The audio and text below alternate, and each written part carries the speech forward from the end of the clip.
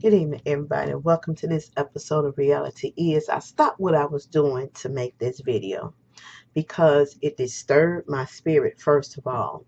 When I got news, I was talking to my sister, and she was telling me about there's information out that the state is broke and they're going to um, stop the assistance for daycare.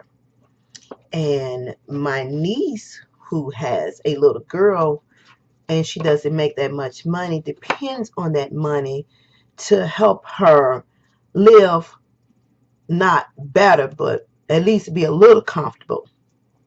So here is my problem.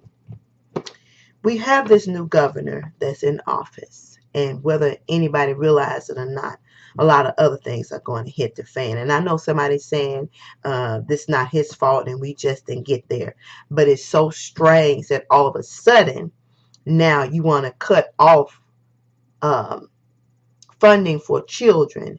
And I was told allegedly it's supposed to be January 31st, which is not enough time for anybody to adapt to anything.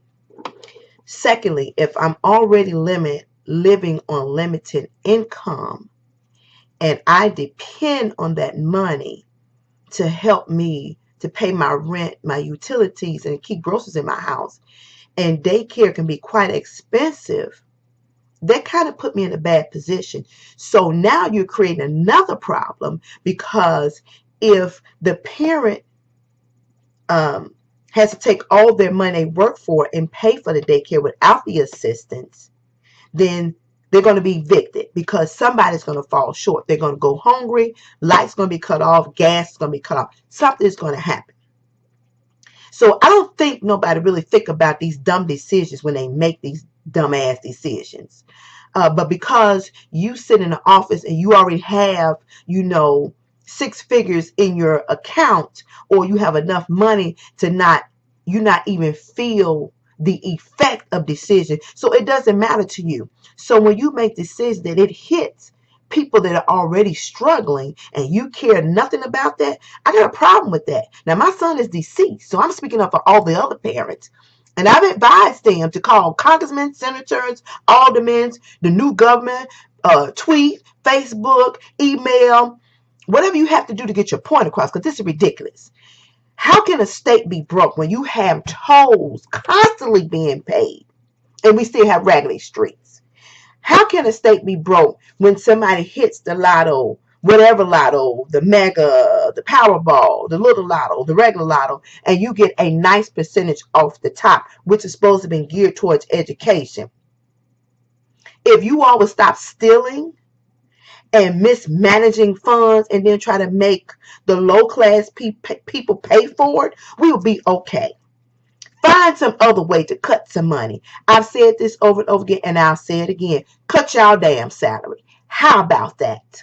Cut your security detail. How about that? How about you miss a couple of weeks of pay? You're not going to go hungry. Your lights are not going to be cut off. You can afford it. But these stupid decisions that you make is going to affect the parents who depend on this money to survive. And then the children are going to suffer because now they're going to have to go to low rated, um, not up to quality daycare, or the parents going to have to um, cut back or go to part time. That's not fair. And I already know what you're going to try to do. The state of Illinois is stretch the doggone raise of the minimum wage over years. Y'all don't stretch y'all crap. Matter of fact, I already know the aldermen agreed to give their own self a raise. But you want to ding everybody else and make them suffer. And that crap needs to cease.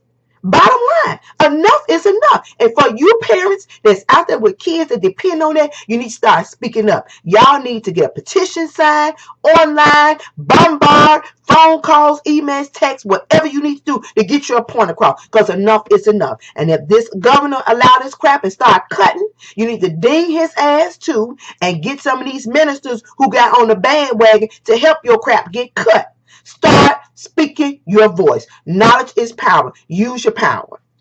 I'm just saying.